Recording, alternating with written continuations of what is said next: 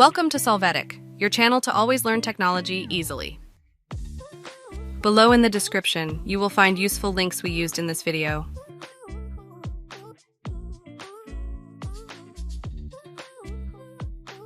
Today in Solvetic, we will see how to reset network adapter settings Windows 11. To start, in the search box, we look for the word network. We click on Network Reset.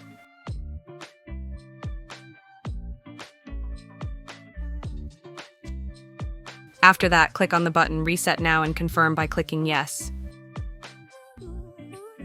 Now close the information window. We are going to restart the operating system to reset the network settings.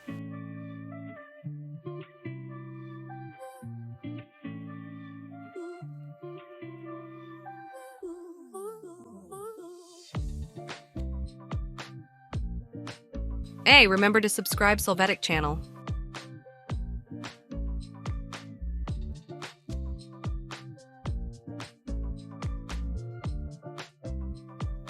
We hope it has been helpful for you.